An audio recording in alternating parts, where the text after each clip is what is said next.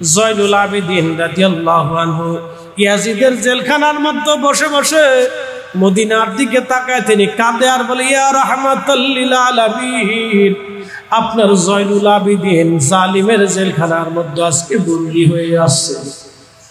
ইয়া রাহমাতাল লিল আলামিন, আপনার জয়নুল আবেদিন জালিমের জেলখানার ভিতরে বন্দী হয়ে আছে। ইল মারকাবি ওয়াল মাজদাহাবি ইয়া রাহমাতাল লিল আলামিন আদরিকলি জয়নুল আবেদিন, আপনি দেখেন আপনার জয়নুল জালিমের জেলখানার মধ্যে বন্দী হয়ে আছে। আমরা ইয়া রাসূলুল্লাহ বলে ডাক দিলে আমাদেরকে বেদাতি বলা হয়, কিন্তু সেই দিন বিপদে পড়িয়া মুসিবতের ঘোর অন্ধকারে পড়িয়া হযরত জয়নুল আবেদিন ইয়াজিদের জেলখানায় বসে বসে আমার রাসূলকে ডেকেছিলেন। চিৎকার মেরে জোরে বলেন না ইয়া রাসূলুল্লাহ। যায়েদ ইবনে আরকাম রাদিয়াল্লাহু আনহু তিনি লাঠির উপরে ভর দিয়ে হযরত ইমাম হুসাইন রাদিয়াল্লাহু আনহুকে এক নজর দেখার জন্য তিনি গেছেন। ছোটকালে দেখেছিলেন, এখন তো তিনি বৃদ্ধ হয়ে গেছেন। ইমাম হুসাইন রাদিয়াল্লাহু আনহু অনেক বড় হয়ে গেছে। তার মানে নবীজির ইন্তেকালের পরে যায়েদ ইবনে আরকাম মদিনা থেকে তার কুফা দেশে চলে এসেছিলেন। আর মদিনায় যাওয়া হয়নি। বহু বছর তিনি নবীর আওলাদকে দেখেন না। একটা নজর দেখার জন্য আজকে আসছেন। দেখলেন পবিত্র নূরানি শের মুবারক রেখে যায়েদ ইবনে আরকাম রাদিয়াল্লাহু আনহু দেখতেছেন উবাইদুল্লাহ ইবনে জিয়াদ সে লাঠি দিয়া ইমাম হুসাইন রাদিয়াল্লাহু আনহুকে অপমান করতেছিল। যখন অপমান করতেছিলেন যায়েদ ইবনে আরকাম রাদিয়াল্লাহু আনহু স্থির থাকতে পারেন নাই। বৃদ্ধ সাহাবী গর্জন ছেড়ে দিয়ে বলেন, এ মারজানার ছেলে, এ মারজানার বেটা, কার মুখের মধ্যে তুমি লাঠির আঘাত করো? তুমি তাকে 3 দিন পর্যন্ত পিপাসার্ত রেখেছ, তার চোখের সামনে সন্তানদেরকে শহীদ করেছ, তার পরিবারকে তুমি শহীদ করেছ, তার পরিবারের সন্তান আপনজনদেরকে তুমি বন্দী করেছ। তার কর্তৃত্ব মাথা মোবারক এনে বর্ষার আগে ঝুলাইয়া ঝুলাইয়া তুমি নিয়ে আসছো। এরপরে এনে লাঠি দিয়ে আঘাত করে তাকে অপমান করতেছ। তোমার কি খায়েশ মিটে নাই? এ মারজানার ছেলে, আমি যায়েদ ইবনে আরকাম রাসূল করিমের সাহাবী, আমি আমার এই চোখ দিয়ে দেখেছি রহমতের নবীজি ওই চেহারা মুবারকে চুমা লাগাইতো। আমি দেখেছি আল্লাহর নবীজি ইমাম হুসাইন রাদিয়াল্লাহু আনহুর পবিত্র ঠোঁট মুবারকে চুমা লাগাইতো। আমি দেখেছি তার চেহারা মুবারকে রাসূল করিম চুমা লাগাইতো, তার কপালে চুমা লাগাইতো, তার চোখের মধ্যে চুমা লাগাইতো, তার গর্দন দেশে চুমা লাগাইতো, কোলে করে কাঁধে করে মদিনার অলিগলি দিক আমি দেখেছি আমার রাসূল তাকে নিয়ে ঘুরে বেড়াইতো। তুমি কাকে কষ্ট দিচ্ছ, কাকে অপমান করতেছে? মারজানার ছেলে, তোর লাঠি তাড়াতাড়ি সরা। এ মারজানার ছেলে, তোর লাঠি সরা। আমি রাসূলের সাহাবী যায়েদ ইবনে আরকাম বলতেছি, তোর লাঠি সরা।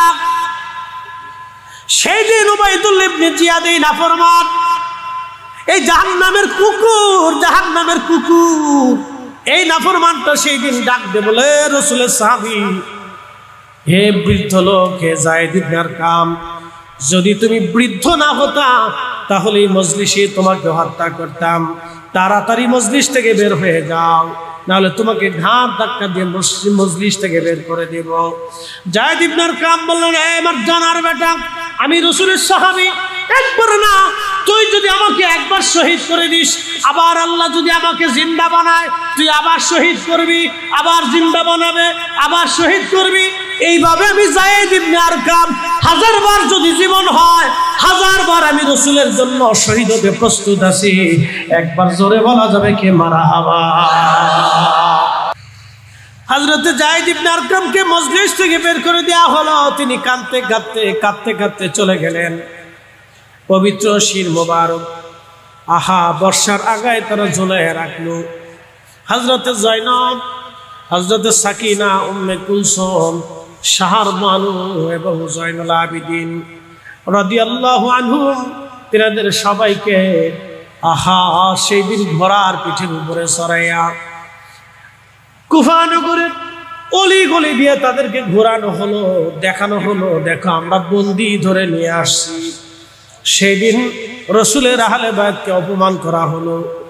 হযরতে জয়নব রাদিয়াল্লাহু আনহা কেঁদে কেঁদে বলেন, হে কুফাবাসী, তোমরা আমার ভাইকে শহীদ করেছো, আমার সন্তানদেরকে শহীদ করেছো, আমার আত্মীয় স্বজনদেরকে শহীদ করেছো।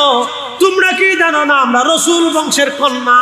পৃথিবীর কোনো বেগানা নারী আমাদের চেহারা দেখে না, আমাদের দেহ দেখে না, আমরা সবসময় পর্দায় আবৃত হয়ে থাকি। আমরা রাসূল বংশের কন্যা। তোমরা কি জানো না আমরা নবী বংশের কন্যা? তোমরা কি জানো না আমি জয়নবের শরীর দিয়ে রাসূল কারীমের রক্ত প্রবাহিত হয়, ফাতিমাতুজ জাহরা রাদিয়াল্লাহু আনহার রক্ত আমার শরীরে প্রবাহিত হয়। তোমরা আমাকে ঘোড়ার পিঠের উপরে চড়াইয়া বাজারের অলিগলি দিয়ে তোমরা আমাকে ঘোরাচ্ছ, আমাকে অপমান করতেছ, বন্দি বানাইয়া আমাকে আজকে লাঞ্ছিত করতেছ, আমাদেরকে কষ্ট দিচ্ছ। তোমাদের জন্য বদদোয়া করে গেলাম, আল্লাহ যেন তোমাদেরকেও লাঞ্ছিত করে, তোমাদেরকেও যেন আল্লাহ অপমানিত করে, তোমাদের সুখ যেন আল্লাহ দুনিয়া থেকে কেড়ে নিয়ে যায়। প্রিয় উপস্থিতি হাজিরিন, হযরত জয়নব রাদিয়াল্লাহু আনহা বন্দীদেরকে সিরিয়ার উদ্দেশ্যে পাঠানো হলো। পবিত্র মস্তক মুবারক বর্ষার আগায় বিদায় দেওয়া হলো, ঝুলিয়ে দেওয়া হলো, মাথা মোবারক নিয়ে যাওয়া হচ্ছে সিরিয়ার দিকে। বহুদূর পথ অতিক্রম করার পরে সন্ধ্যা নেমে আসলো। সিরিয়ান সৈন্যরা রাত্রিবেলা বিশ্রাম করার জন্য দেখতেছে একটা গির্জা দেখা যায়। গির্জাতে উপস্থিত হয়ে পাদ্রীকে বললেন, পাদ্রী, তুমি যদি আজকে রাত্রিবেলা আমাদেরকে থাকতে দাও, বিশ্রামের জায়গা করে দাও, তাহলে বিনিময়ে তোমাকে কিছু অর্থ করি, সম্পদ, পয়সা করি আমরা দেব। খ্রিস্টান পাদ্রী বলতেছে, হ্যাঁ লোকেরা তোমরা কারা? বলে আমরা ইয়াজিদের সৈন্য, সিরিয়ান সেনা। বলে সিরিয়ান সৈন্য তোমরা? ওই মাথা মোবারক বর্ষার আগায় বিধাইছো, এই সুন্দর সত্তা নুরানি চেহারার অধিকারী এমন সুদর্শন ব্যক্তি তো আমি জীবনে কোনোদিন দেখি নাই। আল্লাহু আকবার। হযরত ইমাম হাসান হুসেন রাদিয়াল্লাহু আনহুমা আল্লাহর হাবিবের নুরানি চেহারা মোবারক তিনারা পেয়েছিলেন, চেহারা সুরত মোবারক তিনারা পেয়েছিলেন। হযরত ইমাম হুসাইনের সুন্দর চেহারা দেখে পাদ্রী ডাক দিয়ে বললেন, চেহারায় তো বোঝা যায় তিনি সম্ভ্রান্ত পরিবারের সন্তান, চেহারায় বোঝা যায় নুরানি সত্তা। তোমরা ওনাকে, ওনার পরিচয় কি? সিরিয়ান সৈন্যরা বলল, উনি হচ্ছেন ইমাম হুসেইন, কারবালায় ওনাকে হত্যা করা হয়েছে, উনি আমাদের নবী মুহাম্মাদুর রাসূলুল্লাহ সাল্লাল্লাহু আলাইহি ওয়াসাল্লামের দৌহিত্র। পাদ্রী আশ্চর্য হয়ে বলেন, বলো কি? বলে, হ্যাঁ উনি আমাদের নবীর নাতি। বলে, বলো কি? তোমরা তাকে হত্যা করেছো? বলে, হ্যাঁ কারবালা থেকে হত্যা করা হয়েছে। তোমরা হত্যা করেছো? বলে, হ্যাঁ আমরা হত্যা করেছি। খ্রিস্টান পাদ্রী ডাক দিয়ে বলে, বলো কি? আমরা ঈসা রুহুল্লাহর উম্মত। ঈসা নবী যে জুতা পরে মাটির মধ্যে পাড়া দিয়েছে, সেই জুতার ধুলা করেও যদি আমরা পাইতাম, আমরা খ্রিস্টানেরা সেটা যত্ন করে কলিজা ভরে রেখে দিয়ে আদর করে সম্মানের সাথে রেখে দিতাম। এটা আমাদের নবীর পা মোবারকের জুতার সাথে লেগে থাকা ধুলি। আর তোমরা তোমাদের নবীর দৌহিত্র কলিজার টুকরাকে তোমরা হত্যা করেছো। পাদ্রী বলতেছে, তোমরা করছো কি? তোমরা বলো কি? তোমরা তাকে হত্যাও করছো। আবার হত্যা করার পরে তার পবিত্র মস্তক মুবারক বর্ষার আগায় বিধাইয়া তোমরা আবার আনন্দ করতে করতে নিয়ে চলে যাচ্ছ। তাহলে তোমরা মানুষ কি করে হও? তোমরা তো আসলে মানুষই না, মুসলমান তো আরো পরের কথা। এ বোয়ালখালীবাসী মনোযোগ দিবেন। পাদ্রী এই প্রস্তাব দেওয়ার পরে সিরিয়ান সৈন্যরা চিন্তা করলো, হায় হায়, এত স্বর্ণ মুদ্রা পেয়ে যাব, না চাইতেই পেয়ে গেলাম, না চাইতেই ভাগ্য খুলে গেল। ওরা তো দুনিয়া চাইছে, এই জন্য দুনিয়া পাইছে, আর পাদ্রী দুনিয়ার বিনিময়ে নবী কিনে নিছে। ঠিক কিনা? দুনিয়ার বিনিময়ে এসকে রসুল কিনে নিল। সিরিয়ান সৈন্যরা বর্ষা থেকে পবিত্র মস্তক পাদ্রীর হাতে দিয়ে দিলেন। ওই খ্রিস্টান পাদ্রী পবিত্র মাথা মোবারক নিয়ে গেলেন। হযরত জয়নবের পাশে দাঁড়িয়ে তিনি বিনয়ের সাথে বললেন, হে রসুল পরিবারের কন্যা সন্তান, দেখেন আমি যদি একজন খ্রিস্টান, তারপরও আপনার নানা আজিকে আমি মহব্বত করি। আমি যদি একজন খ্রিস্টান, কিন্তু আপনার নানাকে মহব্বত করি, সম্মান করি, শ্রদ্ধা করি। আপনার রসুল পরিবারের সন্তান, আজকে রাতটা আপনাদেরকে মেহমানদারি করব। আমি বুঝতে পেরেছি আপনারা ভাই হারায়া, সন্তান হারায়া, বড় বেদনা বিধুর হয়ে, কলিজার টুকরাদেরকে হারিয়ে আপনারা ক্লান্ত, শ্রান্ত, শোকার্ত। আমি জানি আপনাদের এই শোক আমি নিবারণ করতে পারবো না, আপনাদের দুঃখ আমি মিটাই দিতে পারবো না, কিন্তু আমি একজন সেবক, আমি একজন খাদেম, আপনাদের আজকে রাতটা খেদমত করব, মেহমানদারি করব। আমার যদি ত্রুটি হয় আপনারা মাফ করে দিবেন, ক্ষমা করে দিবেন, আর আমার জন্য দোয়া করবেন। হযরত জয়নব রাদিয়াল্লাহু আনহা কথা বলে বললেন, সম্মানিতগণ, ভিতরে আপনাদের জন্য জাগার ব্যবস্থা আছে, মেহমানদারির ব্যবস্থা মহিলারা দায়িত্ব দিয়ে রাখছি, আপনারা এখানে বিশ্রাম করবেন, আজকে রাতে আরাম করবেন। হযরত জয়নব তার জন্য দোয়া করলেন। পাদ্রী পবিত্র মস্তক মোবারক নিয়ে চলে গেলেন নিজের রুমের ভিতরে। চিন্তা করলেন আজকেই সুযোগ, আল্লাহু আকবার, আজকেই সুযোগ, এই সুযোগের হাতছাড়া করা যাবে না। 10,000 স্বর্ণ মুদ্রা দিয়া এই সুযোগ আমি কিনে নিয়েছি, এই সুযোগ আর জীবনে কোনোদিন আসবে না। পবিত্র মাথা মোবারক নিয়ে যাইয়া তেনার একটা স্বর্ণের বাসন ছিল, প্লেট ছিল, স্বর্ণের বাসনের উপরে পবিত্র মাথা মোবারক রাখলো। এরপরে তিনি মশক করে শক্ত পানি আনলেন, পরিষ্কার পবিত্র পানিগুলি এনে ইমাম হুসেইন রাদিয়াল্লাহু আনহুর মাথা মোবারকে পানি ঢেলে ঢেলে রক্ত ধুলাবালিগুলি পরিষ্কার করে দিতে লাগলেন। দাড়ি মোবারক, রক্ত মোবারকগুলি পরিষ্কার করে করে দিতে লাগলেন। আর ঠিক এমন সময় তিনি মনের অজান্তে চোখের পানি ছেড়ে দিয়ে কেঁদে দিলেন। আল্লাহু আকবার। দিল কেঁদে উঠল, চোখের পানি বেয়ে বেয়ে পড়তে লাগলো। ঠিক তখনই তিনি দেখলেন পবিত্র চেহারা মোবারক থেকে, হুসেইন রাদিয়াল্লাহু আনহুর পবিত্র চেহারা মোবারক থেকে আসমান বরাবর একটা নূর, নূর, নূরে মুহাম্মাদি, আল্লাহু আকবার বলেন, নূরে মুহাম্মাদি সাল্লাল্লাহু আলাইহি সাল্লাম, পবিত্র নূর আসমান বরাবর চলে গেছে। আর ঠিক তখনই পাদ্রীর জবান খুলে গেল, লা ইলাহা ইল্লাল্লাহু মুহাম্মাদুর রাসূলুল্লাহ।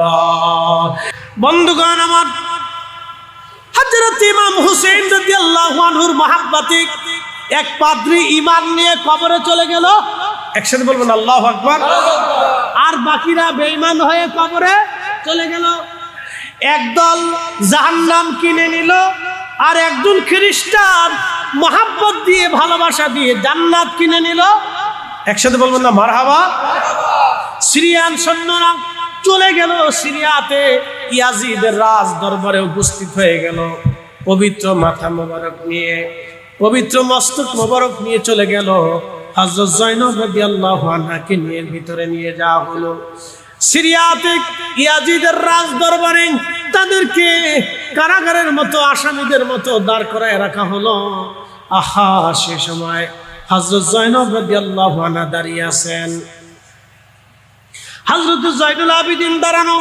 জয়নুল আবিদিনকে জেলখানার মধ্যে দিয়ে দেওয়া হলো। জয়নুল আবিদিন রাদিয়াল্লাহু আনহু জেলখানার মধ্যে তিনি বসে বসে কাঁদেন। ইয়া রাহমাতাল লিল আলামিন আদরিকলি জয়নুল আবিদিনা মাহবুসু আইদিল জালিমিন ইলমার কবি ওয়াল মাজদাহাবি ইয়া রাহমাতাল লিল আলামিন।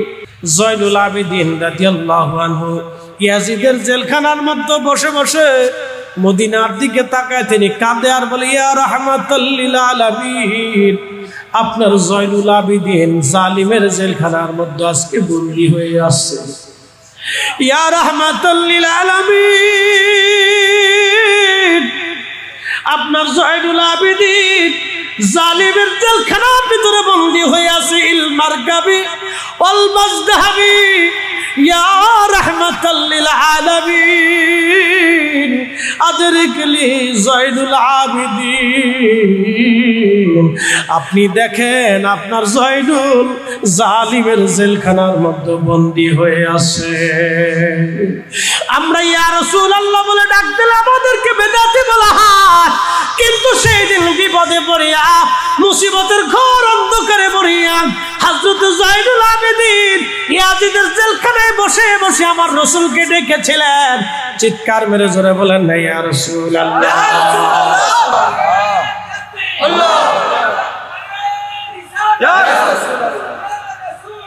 ইয়া রাসূলুল্লাহ জিন্দাবাদ।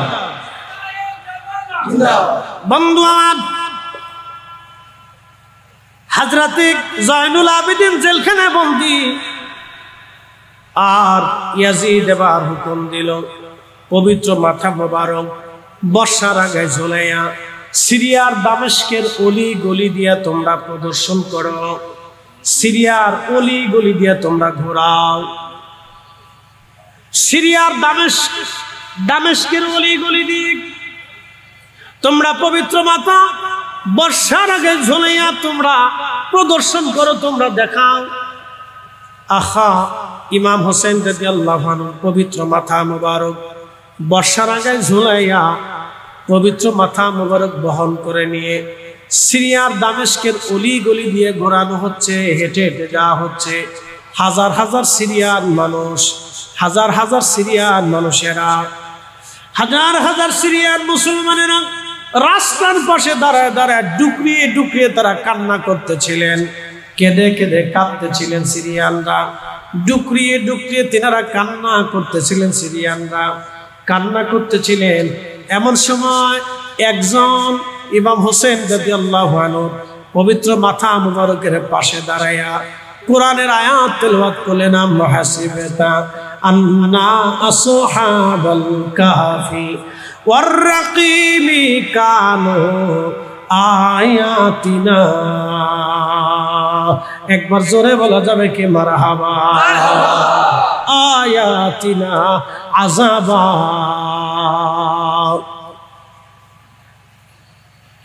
আসহাবে কাহফ ও রকিম আলাদের নিদর্শন কতই না আশ্চর্য নিদর্শন।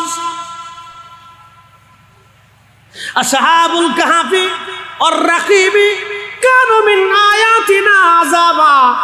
কতই না আশ্চর্য নিদর্শন, আসহাবে কাহফের নিদর্শন। আহা, সেই সময় হযরত ইমাম, অ্যাটেনশন, একসাথে বলেন আল্লাহু আকবার, বলেন ইয়া রাসূলুল্লাহ। সেই সময় ইমাম হোসেন রাদিয়াল্লাহু আনহু জবান খুলে গেল। না না, আস্তে আস্তে, জোরে বলেন, জোরে জোরে জোরে। শহীদরা কি মরে? জোরে বলেন মরে। ওয়ালা তাকুলু লিমান ইউকতালু ফি সাবিলিল্লাহি আমওয়াত। তোমরা বলিও না, ওয়ালা তাকুলু, তোমরা বলিও না, লিমান ইউকতালু, যারা মৃত্যুবরণ করে, ফি সাবিলিল্লাহ, আল্লাহর রাস্তায়, আমওয়াত, মরা বলিও না, আমওয়াত, মরা বলিও না। একসাথে বলেন আল্লাহু আকবার। বাল আহইয়াউ ওয়ালাকিন লা তাশউরুন, বরং তারা জিন্দা, তোমরা বুঝতে পারো না। জিন্দা, একসাথে বলেন কি? জোরে বলেন কি?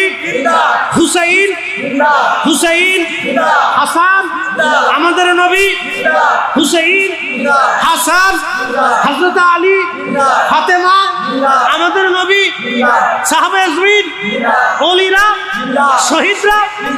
মাশাআল্লাহ, সহজ হিসাব। ওয়ালাকিন লা তাশউরুন, আমরা বুঝি না।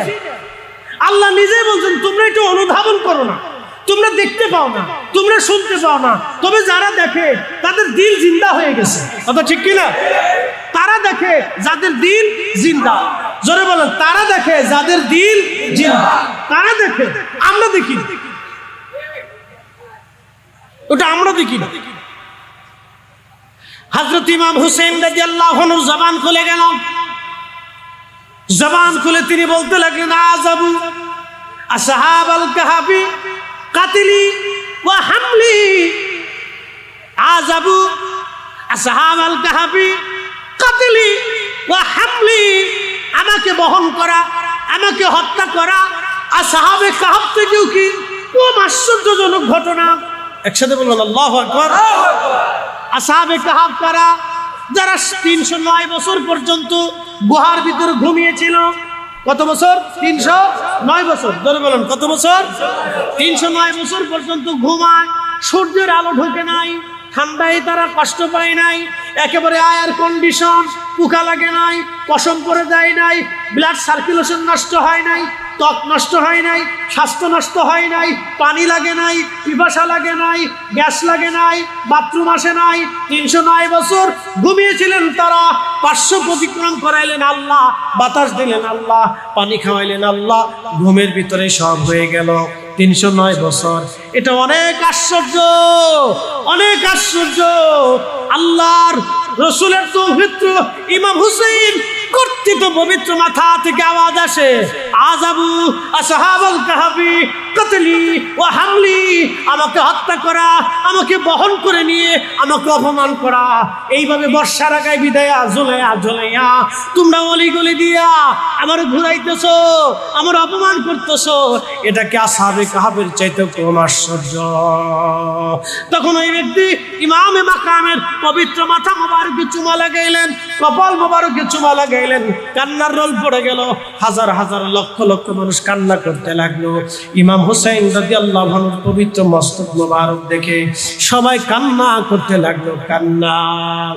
এই পবিত্র মস্তক যেতে যেতে যেতে যেতে যেতে যেতে যেতে যেতে যেতে যেতে ইস্পাহান না আসকালান, যেতে যেতে আসকালান, বর্তমান গাজা, এর পূর্ব নাম ছিল আসকালান। বর্তমান গাজা, এর পূর্ব নাম কি? আসকালান। 530 হিজরি, 530 হিজরিতে এই আসকালান শহর দখল করে নিয়ে গেল খ্রিস্টানেরা। 530 হিজরিতে এই আসকালান শহর দখল করে নিয়ে গেল খ্রিস্টানেরা। 530 না 470 হিজরি, আমার স্মরণ নেই, 470 অথবা 530 এরকম হবে। অর্থাৎ আজ থেকে 1000 বছর আগে ইমাম হুসাইন রাদিয়াল্লাহু আনহু শাহাদাতের 470 বছর পরে। একসাথে বলেন আল্লাহু আকবার। তাহলে 530, ঠিক আছে, 61 হিজরিতে তিনি শাহাদাত বরণ করেছিলেন। 530 হিজরি ইমাম হুসাইন রাদিয়াল্লাহু আনহুর শাহাদাতের 470 বছর পরে। একসাথে বলেন আল্লাহু আকবার। 470 বছর পরে এই আসকালান দখল করে নিয়ে গেল খ্রিস্টানেরা, ক্রুসেডাররা। বাইতুল আকসা দখল করে নিয়ে গেল। যেই বাইতুল আকসা এখন ইহুদিরা দখল করে নিয়েছে, সেই বাইতুল আকসা খ্রিস্টানরা দখল করে নিয়ে গেল। মিশরের যিনি বাদশা ছিলেন, তিনি চিন্তা করলেন, আমাদের সাইয়্যিদ, আমাদের শিরতাজ, আমাদের মাথার মুকুট, জান্নাতের যুবকদের সর্দার ইমাম হুসাইন রাদিয়াল্লাহু আনহুর পবিত্র মাথা মোবারক আসকালানে থাকবে, সেটা খ্রিস্টানদের নিয়ন্ত্রণে থাকবে, তা হয় না। আমাদের সাইয়্যিদের পবিত্র মাথা মোবারক আমরা আসকালান থেকে নিয়ে চলে আসব। তো যাইতে হলে তো খ্রিস্টানদের সাথে কন্ট্যাক্ট করতে হবে। তো মিশরের বাচ্চা তিনি খ্রিস্টান প্রধানের সাথে কন্ট্যাক্ট করলেন, আমরা আমাদের সাইয়্যিদের মাথা নিয়ে আসতে চাই। তো খ্রিস্টান প্রধান রাজি হয়ে গেলেন, ঠিক আছে, আপনারা আপনাদের সাইয়্যিদের মাথা নিয়ে যাবেন, কিন্তু বিনিময়ে আমাকে 30,000 স্বর্ণ মুদ্রা দেওয়া লাগবে। কত হাজার? 30,000। বর্তমানে কত টাকা হিসাব করেন? কত হাজার? 30,000 স্বর্ণ মুদ্রা। সেই দিন তারা টাকার কাছে তাকান নাই, আজকে যেমন আপনারা অর্থের দিকে তাকান নাই, প্রেমের দিকে তাকাইছেন। কথা ঠিক কিনা? সোহাদা কারবালা মাহফিল মানে প্রেমের দিকে তাকাইছেন, অর্থের দিকে তাকান না।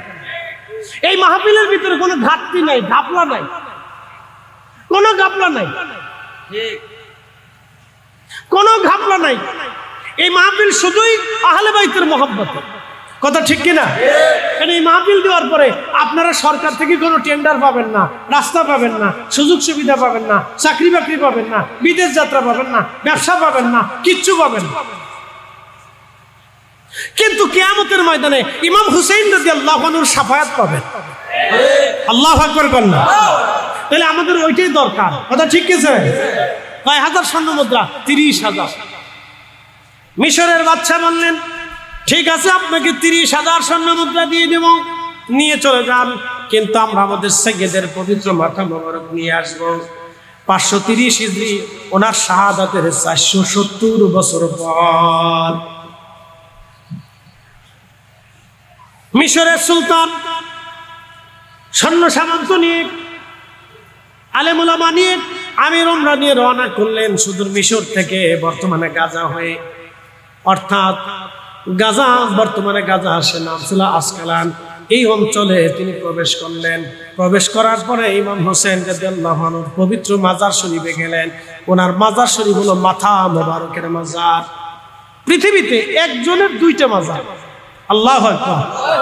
একজনের কয়টা মাজার?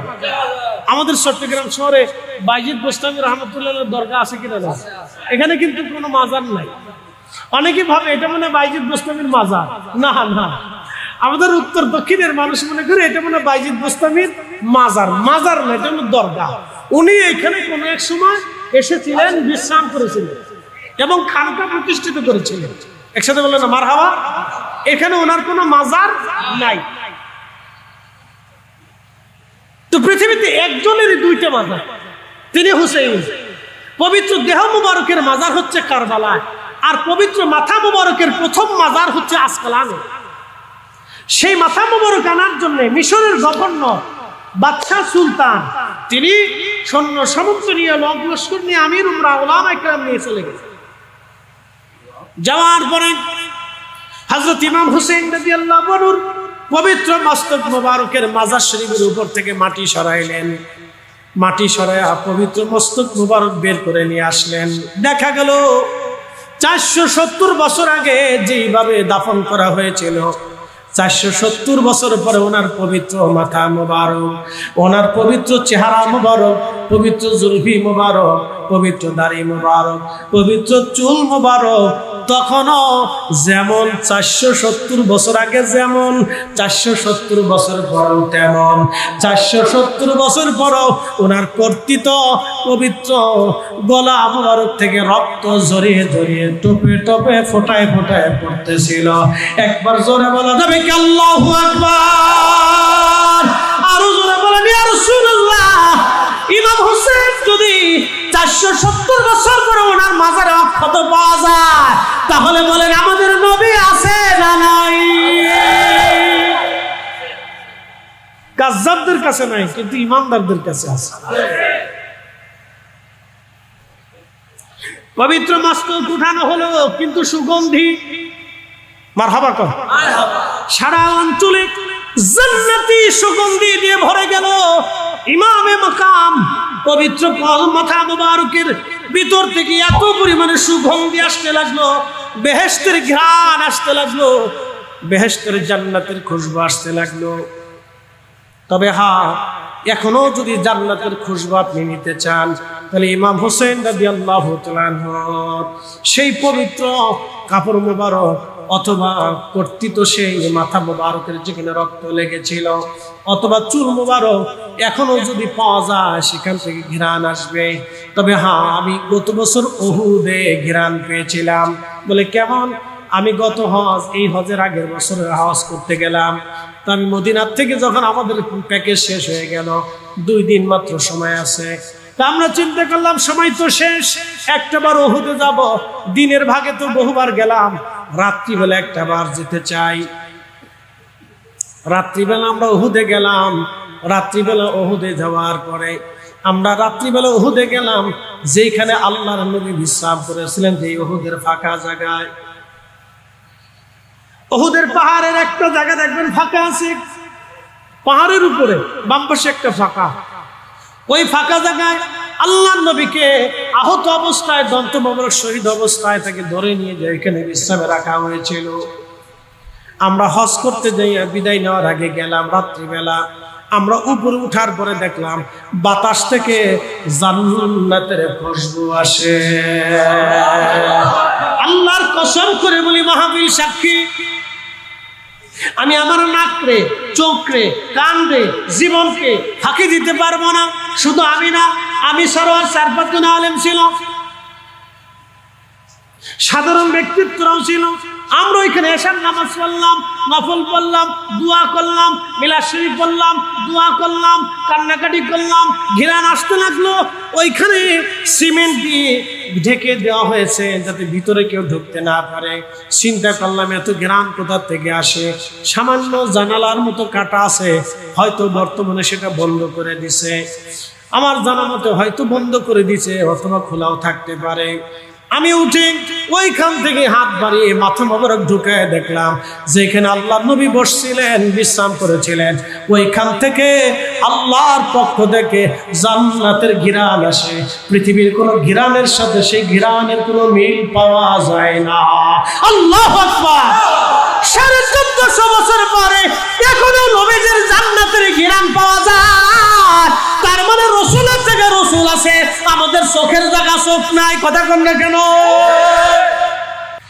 আল্লাহ রাসূল বললেন, আল মারউ মা মান হাব্বা, দুনিয়াতে তুমি যাকে ভালোবাসবে, হাসরের ময়দানে তার সাথে তোমার হাসর নাসর হয়ে যাবে।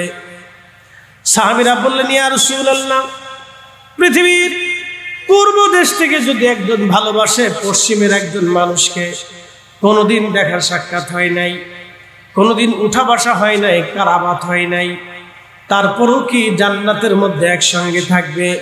আল্লাহর হাবিব বললেন, হ্যাঁ, কখনো দেখাও যদি না হয়, শুধু ভালোবাসার কারণে কিয়ামতের ময়দানে তাদের হাসর নাসরে একসাথেই হবে।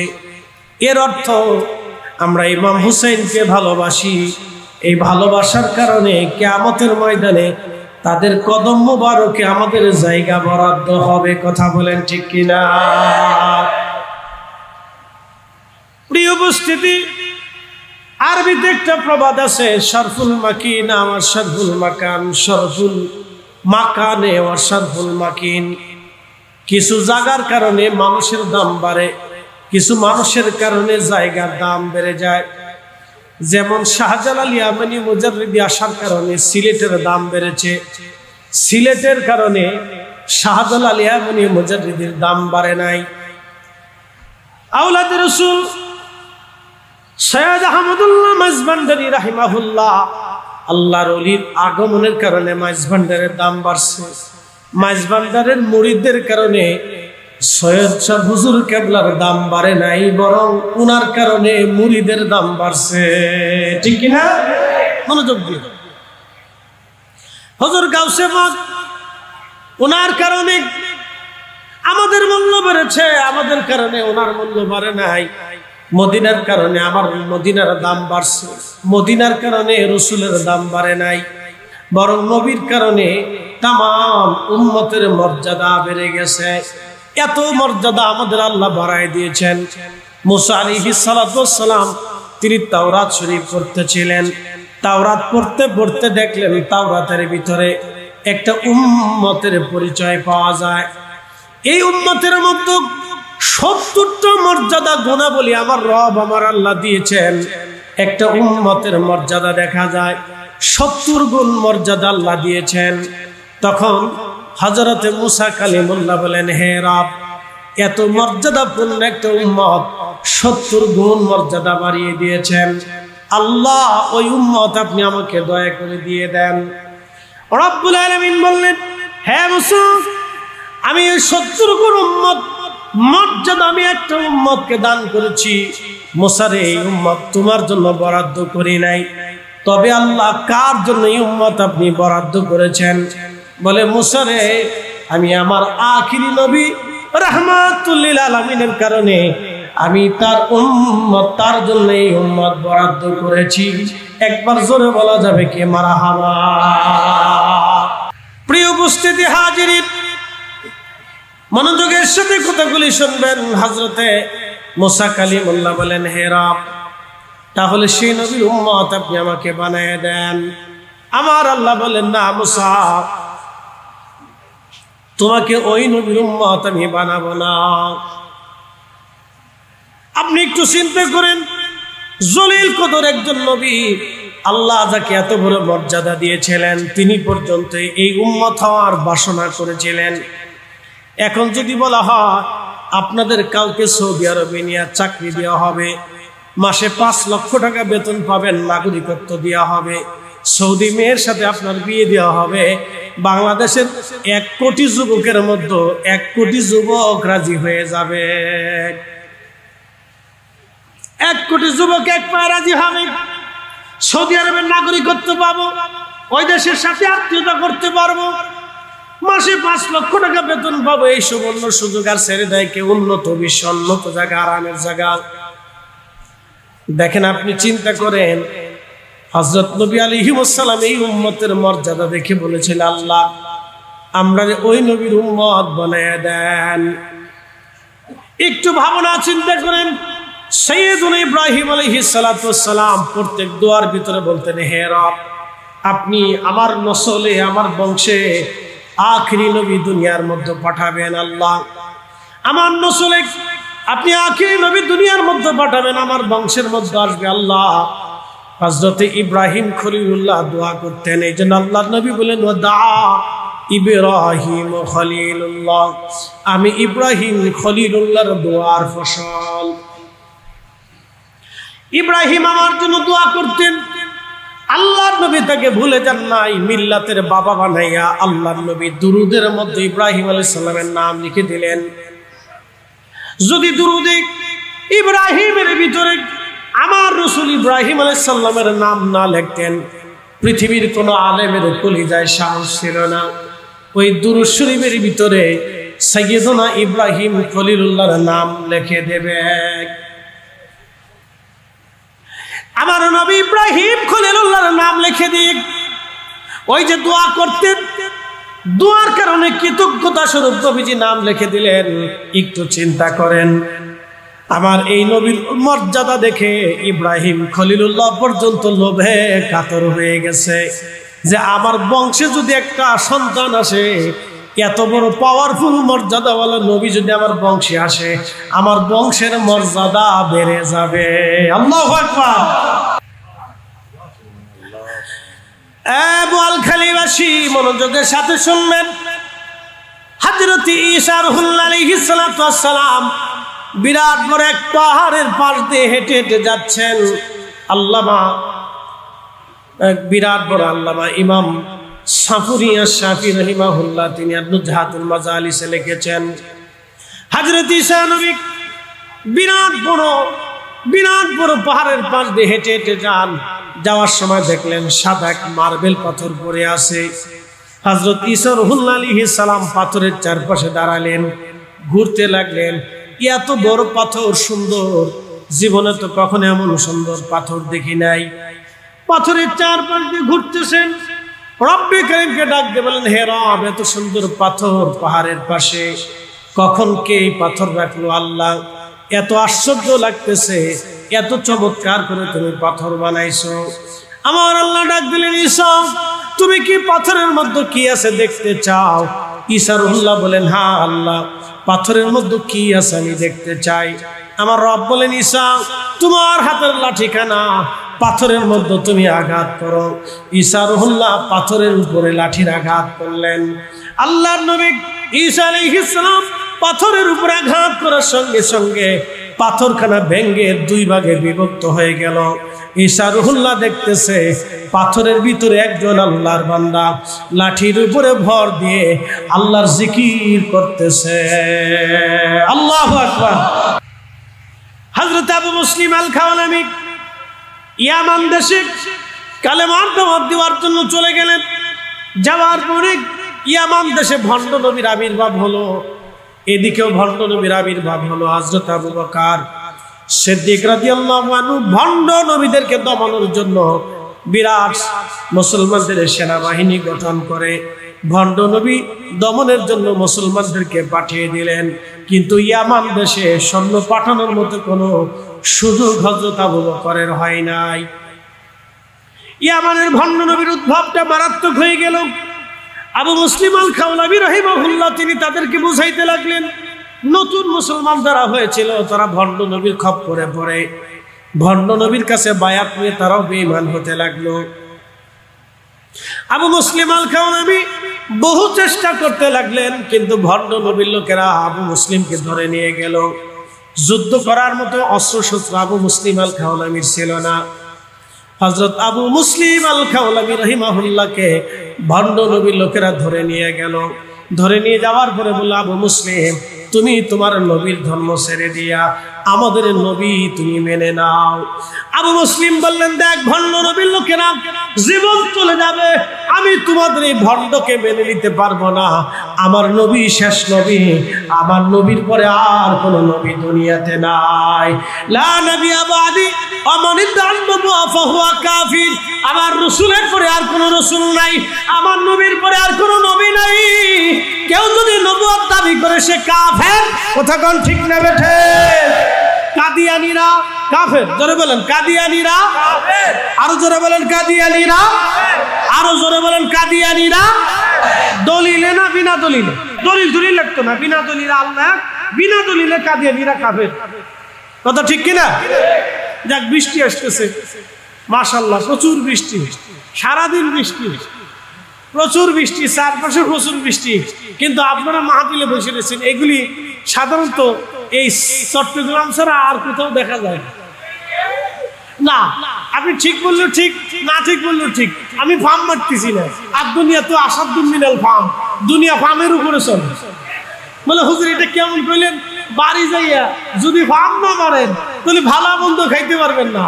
আর যদি খালি বলেন যে মর্জিনার মা, এই আমি তো চট্টগ্রামে যাইয়া আব্দুল করিম সাহেবের বাড়ি গেছিলাম, যাইয়া করিম সাহেবের স্ত্রী খুব সুন্দর করে রান্না বান্না করছে, এই তোমার রান্না বান্নাটা বেশি মজা লাগে নাই, তখন দেখবেন যে কি জ্বালার জ্বালা, এই জ্বালার কোনো শেষ নাই, বিরাট বড় পেরা। এই জন্য দুনিয়া তো আসাদুল মিনাল ফার্ম, মাঝে মধ্যে ফার্ম মারতে হয়। ঘরের ভিতরে একটু মাঝে মধ্যে ফার্ম দিবেন, যেই ফার্ম যদি বুঝতে না পারে বেশি মেরেন না, শেষে বুঝে ফেলবে। হালকা হালকা হালকা হালকা মারতে হয়, হালকা হালকা দিতে হয়, না দিলে জ্বালা আছে। প্রিয় উপস্থিতি, মনোযোগ দিবেন। এই চট্টগ্রামে বৃষ্টিতেও মাহফিল হয়, তুফান হইলেও মাহফিল হয়। আমি 6 নম্বর সিগন্যালেও চট্টগ্রামে মাহফিল করছি। হুজুর ঝড় তুফান হবে, অসুবিধা নাই, ওয়াজ হবে আর আমরা ওয়াজ শুনবো একসাথে করেন আল্লাহু আকবার। এমন এটা চট্টগ্রামে সম্ভব। 6 নম্বর সিগন্যাল চলতেছিল। ওই যে আগে কি যেন একটা তুফান হয়েছিল না বাংলাদেশে, হ্যাঁ, রাঙ্গুনিয়াতে করছিলাম, এই পাশাপাশি তো এটা কি যেন একটা সিগন্যাল প্রায় 2 বছর আছে, আম্মা নাকি আনফান নাকি যাক আর কি, ঘোরাটির নাম সম্বন্ধে দেয় না। তো এই সময় 6 নম্বর সিগন্যালে পাবলিকে হুজুর ওয়াজ হবে, অসুবিধা নেই, তুফান হয়ে ভাঙিয়ে দেখবে, অসুবিধা নেই, আমরা ওয়াজ শুনবো, ওয়াজ হবে মাশাআল্লাহ। আমি বললাম এটি চট্টগ্রামেই সম্ভব। একসাথে বলেন আল্লাহু আকবার, না আরো জোরে বলেন আল্লাহু আকবার। সারাদিন বৃষ্টি, আমি চিন্তা করতেছিলাম যে বৃষ্টিতে মানুষ বসবে কোথায়। তা আবার জানি যে চট্টগ্রামে তুফান হোক আর বৃষ্টি হোক মাহফিল হবে, এটা আমি শিওর আছি যে মাহফিল যা হয়, তুফান হোক আর বন্যা হোক মাহফিল হইব, একটা না একটা ব্যবস্থা এরা করবে। যাক আলহামদুলিল্লাহ, এটা আল্লাহর দয়া যে আল্লাহ আপনাদেরকে ইয়াকিন দিছে, বিশ্বাস দিছে। হয়তো এই বিশ্বাসের মধ্যে কোনো ঘাটতি নাই। বৃষ্টি হোক, আল্লাহ দিছে, আমরা পাইয়ে খুশি, আল্লাহ দিয়ে খুশি। বৃষ্টির দিনে বৃষ্টি না হইলে বুঝবেন যে দুর্ভিক্ষ হওয়ার সম্ভাবনা আছে। শীতকালে যদি শীত না আসে তাহলে বুঝবেন দুর্ভিক্ষ হওয়ার সম্ভাবনা আছে। বসন্ত যদি বসন্ত না আসে তাহলে বুঝবেন দুর্ভিক্ষ হওয়ার সম্ভাবনা আছে। বর্ষাকালে যদি বর্ষা না হয় তাহলে বুঝবেন দুর্ভিক্ষ হওয়ার সম্ভাবনা আছে। বাতাসের সিজনে যদি বাতাস না হয় তাহলে বুঝবেন দুর্ভিক্ষ হওয়ার অক্সিজেনের সম্ভাবনা আছে। ফসলের সময় যদি ফসল না হয় তাহলে বুঝবেন দুর্ভিক্ষ হওয়ার সম্ভাবনা আছে। এগুলো দুর্ভিক্ষর লক্ষণ, বিপদের লক্ষণ। বৃষ্টি যেহেতু হইতেছে তাহলে বুঝবো আল্লাহর রহমত পাঠাইতেছে, এটা আল্লাহর রহমত পাঠাইতেছে। এই জন্য আমরা বৃষ্টি পেয়ে খুশি, কোনো চিন্তা নেই। প্রিয় উপস্থিতি হাজিরিন, মূল আলোচনায় চলে যাই। হযরত আবু মুসলিম আল খাওলামি রাহমাতুল্লাহ আলাইহি, ভণ্ড নবীর লোকেরা বলল, তাহলে আমরা তোমাকে আগুনের মধ্যে পুড়িয়ে মেরে ফেলে দিব। আবু মুসলিম আল খাওলামি বললেন, হে ভণ্ড নবীর লোকেরা, তোমরা আগুন জ্বালাও, আমরা আগুনের মধ্যে ফেলে দাও। আগুন যদি আমার পুরায় তাহলে আমার নবী মিথ্যা, আর আগুন যদি আমার না পুরায় তাহলে আমার নবী সত্য, তোমাদের ভণ্ড নবী মিথ্যা। চিৎকার মেরে বলেন না ইয়া রাসূলুল্লাহ।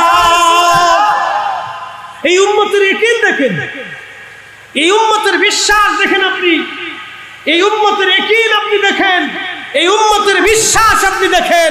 আবু মুসলিম আল খাওলামি বলতেছে, ভণ্ড নবীর লোকেরা, আগুন যদি আমার পুরায় তাহলে তোমরা শোনো, আমার নবী মিথ্যা, আর আগুন যদি আমাকে না পোড়ায় তাহলে তোমাদের নবী মিথ্যা। তোমরা যাকে নবী মনে করতেছো সে মিথ্যাবাদী। ভণ্ড নবীর লোকেরা আবু মুসলিমের হাত বেঁধে আগুনের মধ্যে ফেলে দিল। আগুন জ্বলে কিন্তু আবু মুসলিম জ্বলে না। একসাথে বলবেন না মারহাবা। উনি কিবার তাবিঈন ছিলেন, হযরত আবু বকরের জমানা। হযরত খুলাফায়ে রাশিদ, সিদ্দিক আকবর, আবু বকর রাদিয়াল্লাহু আনহু জামানা চলতেছে। আবু মুসলিমকে আগুনের মধ্যে ফেলে দিল। আগুন জ্বলতেছে কিন্তু আবু মুসলিম জ্বলে না। আবু মুসলিমের একটা পশম পর্যন্ত পড়লো না, সে আগুনের ভিতরে মারাও গেল না। দীর্ঘ সময় পর্যন্ত তিনি আগুনের মধ্যে পড়ে রইলেন। ভণ্ড নবী পালিয়ে চলে গেল। যারা প্রতারিত হয়েছিল তারা তওবা করে কালেমা পড়ে মুসলমান হয়ে গেল। সারা ইয়ামান দেশে তার সুনাম সুখ্যাতি ঘটনা ছড়িয়ে গেল। ভণ্ড নবীর সাথে যুদ্ধ করা লাগে নাই, বিনা রক্তপাতের যুদ্ধে আবু মুসলিম আল খাওলামি ইয়ামান দেশের মানুষের মন জয় করে নিলেন। ইয়ামান, এই জন্য আল্লাহ রাসূল বলতেন, আল ঈমানু ফিল ইয়ামান, যদি তোমরা ঈমান দেখতে চাও তো ইয়ামানের দিকে তাকাও। ঈমান যদি দেখতে চাও ইয়ামানের দিকে তোমরা তাকাও। আল ঈমানু ফিল ইয়ামান, ঈমান যদি দেখতে চাও ইয়ামানের দিকে তাকাও। প্রিয় উপস্থিতি, আমরা বাংলাদেশে ইসলাম পেয়েছি শাহজালাল ইয়ামানি মুজাররিদের কারণে। কথা ঠিক কিনা? শাহজালাল ইয়ামানি, ইয়ামানি, ইয়ামানের সেই শাহজালাল মুজাররিদের কারণে আমরা ইসলাম এদেশে ব্যাপকভাবে প্রতিষ্ঠিত হয়েছে। যদিও আগে পরে অনেক পীর মাশেখ আপনার ওলিয়া উলিয়া এসেছিলেন, কিন্তু তাদের সময়ে এত ব্যাপকভাবে প্রসারিত হয় নাই যেইভাবে 360 আউলিয়ার মাধ্যমে হয়েছে। প্রিয় উপস্থিতি, মনোযোগ দিবেন। হযরত আবু মুসলিম আল খাওলামি আগুন থেকে বের হয়ে আসলো। আগুন থেকে পড়াইলো না, পড়লো না। তিনি এই উম্মতের ইব্রাহিম। হযরত ওমর রাদিয়াল্লাহু আনহু মদিনার রাস্তায় দাঁড়িয়ে থাকতেন। ইয়ামানের রাস্তা, যে রাস্তা দিয়ে মানুষ ইয়ামানের দিকে যাবে, মদিনায় প্রবেশের রাস্তায় হযরত ওমর রাদিয়াল্লাহু আনহু দাঁড়িয়ে থাকতেন। এই উম্মতের ইব্রাহিম আসবে, আবু মুসলিম আল খাওলামি আসবে, আমি তার সাথে মুআনাকা করব, মুসাফা করব, আমি তার সাথে কোলাকুলি করব, সাদর সম্বোধন দিব, আহলান সাহলান দিব। আবু মুসলিম আল খাওলামি রাহিমাহুল্লাহ, তিনি হযরতে ওমর রাদিয়াল্লাহু আনহু দাঁড়িয়ে আছেন। দীর্ঘদিন পরে মদিনার মধ্যে তিনি প্রবেশ করলেন। হযরত ওমর রাদিয়াল্লাহু আনহু তাকে জড়িয়ে ধরলেন, আদর করলেন, চুমা খাইলেন, আর বললেন, হে আবু মুসলিম আল খাওলামি, আপনাকে দেখার জন্য আমি ওমর দীর্ঘদিন মদিনার রাস্তায় দাঁড়িয়েছিলাম। একবার জোরে বলা যাবে কি মারহাবা? আল্লাহুম্মা সাল্লি আলা সাইয়্যিদিনা মাওলানা মুহাম্মদ ওয়া আলা আলি সাইয়্যিদিনা। প্রিয় উপস্থিতি আমার, তো এইরকম বহু ঘটনা ইসলামের ভিতরে এসেছে। এই জন্য বলছিলাম, জায়গার কারণে মানুষের দাম বাড়ে, মানুষের কারণে জায়গার দাম বেড়ে যায়। আমার রসুলের কারণে আমাদের দাম বেড়েছে, আমাদের কারণে নবীর দাম বাড়ে নাই। এই জন্য কারবালায় ইমাম হুসেইন রাদিয়াল্লাহু আনহু শাহাদাতের কারণে আমাদের দাম বেড়েছে, আমাদের কারণে হুসাইনের দাম বাড়ে নাই। আজকের মাহফিলের মর্যাদা বেড়েছে হুসাইনের কারণে, কথা কন না ঠিক কিনা? ওনাদের শাহাদাতের কারণে আজকে মাহফিলের মর্যাদা বেড়েছে। আমরা আসছি সেই কারণে মাহফিলের দাম বাড়ে নাই, বরং হুসাইনির মহব্বতে আমরা মাহফিলে আসছি, আহলে বাইতের মহব্বতে মাহফিলে আসছি, শুহাদায়ে কারবালার মহব্বতে মাহফিলে আসার কারণে আমাদের দাম বেড়ে গেছে। সালাতুন ইয়া রাসূলুল্লাহ আলাইকুম, সালামুন ইয়া হাবিবাল্লাহ আলাইকুম, সালাতুন ইয়া রাসূলুল্লাহ আলাইকুম, সালামুন ইয়া হাবিবাল্লাহ। আমি আমার বিষয়ের দিকে ফিরে যাচ্ছি, খুব মনোযোগ দিবেন। কারবালার মাঠে এখানে আপনাদেরকে নিয়ে বেশি আলোচনা আমি করব না, যেহেতু ইমাম হুসেইন রাদিয়াল্লাহু আনহুর কারামতের কথা বলা হয়েছে। আমি ইমাম হুসেইন রাদিয়াল্লাহু আনহুর দুইটা কারামত আপনাদের সামনে আজ উত্থাপন করব। হযরত ইমাম হুসেইন রাদিয়াল্লাহু আনহুর পবিত্র মস্তক মোবারক কেটে দ্বিখণ্ডিত করে ওনার মাথা মোবারক আলাদা করে বর্ষার আগায় বিধায়া ইয়াজিদের সৈন্যরা নিয়ে চলে গেল কুফা নগরে, গভর্নর হাউসে নিয়ে চলে গেল। গভর্নর হাউসে নিয়ে যাওয়ার পরে হযরত ইমাম হুসেইন রাদিয়াল্লাহু আনহুর পবিত্র মস্তক উবাইদুল্লাহ ইবনে জিয়াদ, উবাইদুল্লাহ ইবনে জিয়াদ, জিয়াদ ছিল যারর সন্তান, তার বাবার কোনো পরিচয় ছিল না। উবাইদুল্লাহ ছিল যারর সন্তানের সন্তান। একটু চিন্তা করেন, যারর সন্তানের সন্তান, রক্ত দোষ, কিসে দোষ? না জোরে বলেন, কিসে দোষ? রক্তে দোষ। যারস সন্তানের সন্তান, মারজানার ছেলে ছিল। মনোযোগ দিয়ে, উবাইদুল্লাহ ইবনে জিয়াদ ইমামে মাকামের পবিত্র নূরানি শের মুবারককে নিয়ে গভর্নর হাউসে তার সামনে একটা প্লেটের উপরে রয়েছে, একটা লাঠি হাতে নিয়ে পবিত্র মস্তক মুবারকের মুখের মধ্যে, ঠোঁটের মধ্যে, নাকের মধ্যে, চোখের কোণাতে, মাথাতে, পবিত্র চেহারা মুবারকে সে মৃদু মৃদু আঘাত করতেছিল আর খুঁচিয়ে খুঁচিয়ে বলতেছিল, হুসেইন দেখলি ইয়াজিদের সাথে দুশ্মনী করার কি ফলাফল হয়? মজলিসের মধ্যে হাজার হাজার মানুষ ছিল। রসুলের একজন সাহাবী ছিলেন, তার নাম যায়েদ ইবনে আরকাম রাদিয়াল্লাহু আনহু। তিনি বৃদ্ধ হয়ে গিয়েছিলেন, যৌবনকালে তিনি মদিনায় বসবাস করতেন। নাম যায়েদ ইবনে আরকাম রাদিয়াল্লাহু আনহু। যৌবনে তিনি মদিনাতে আল্লাহ রসুলের দরসে দীর্ঘদিন বসবাস করেছিলেন। তিনি যে যুবক ছিল, তখন আল্লাহ রসুলের সাথে ইমাম হুসেইন রাদিয়াল্লাহু আনহুর যে ঘটনাগুলি ঘটতো, শিশুকালে নবীজির সাথে আসতেন, খেলতেন, দৌড়াইতেন, বসতেন, কোলে চড়তেন, ঘাড়ে উঠতেন, নবীজি কোলে করে, কাঁধে করে মদিনার অলিগলি দিয়ে ঘুরতেন। এটা যায়েদ ইবনে আরকাম রাদিয়াল্লাহু আনহু সচক্ষে দিয়ে দেখছে। ইমাম হুসেইন যেদিন শহীদ হয়েছেন সেই সময় তিনি বৃদ্ধ ছিলেন, লাঠির উপর ভর দিয়ে হেঁটে হেঁটে গভর্নর হাউসে আসছে ইমাম হুসেইন রাদিয়াল্লাহু আনহুকে এক নজর দেখার জন্য। ছোটকালে দেখেছিলেন, এখন তো অনেক বড় হয়ে গেছে। আজকে শহীদ আওলাদ রসুলকে দেখার জন্য যায়েদ ইবনে আরকাম রাদিয়াল্লাহু আনহু লাঠির উপর ভর দিয়ে হাঁটতে হাঁটতে সাহাবী রসুল তিনি আসছেন।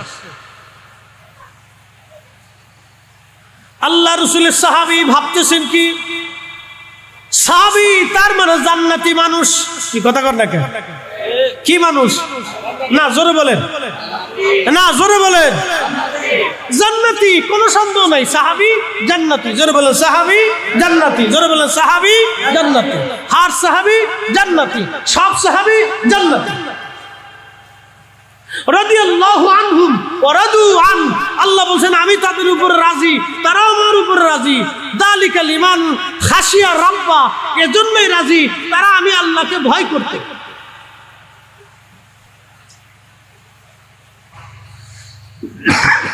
তাহলে তো তোমরা নিকৃষ্ট মানুষ, তোমরা তো নিকৃষ্ট লোক। এই মহিলারা কারা? যাদের চেহারায় খুব ক্লান্তির ছাপ, দুর্বলতা, অসহায়ত্ব দেখা যাচ্ছে, ক্রন্দনরত। এরা কারা? বলে এরা আমার রসুল পরিবারের কন্যা সন্তান আওলাদ, তারা রসুল পরিবারের ব্যক্তিত্ব তারা। বলতেছে বলো কি তোমরা তাদেরকে এইভাবে বন্দি করে ধরে নিয়ে যাচ্ছ, তাহলে তোমরা কি করে মানুষ হও? তোমরা তো পৃথিবীর নিকৃষ্ট মানুষ, পৃথিবীর নিকৃষ্ট জীব, তোমরা করছো কি? তখন এই পাদ্রী ডাক দিয়ে বলল, হে সিরিয়ান সৈন্যরা, তোমাদেরকে রাত্রিবেলা আমি থাকতে দেব, তোমাদের কাছ থেকে কোনো বিনিময় নেব না। আমার এই গির্জার ভিতরে গুপ্তধন লুকিয়ে রেখেছি, 10,000 স্বর্ণ মুদ্রা আছে। 10,000 স্বর্ণ মুদ্রা। একটা স্বর্ণ মুদ্রা বর্তমানে 1 ভরি করেও যদি ধরেন তাহলে 1,70,000 টাকা। কথা বুঝুন না মনে হয়?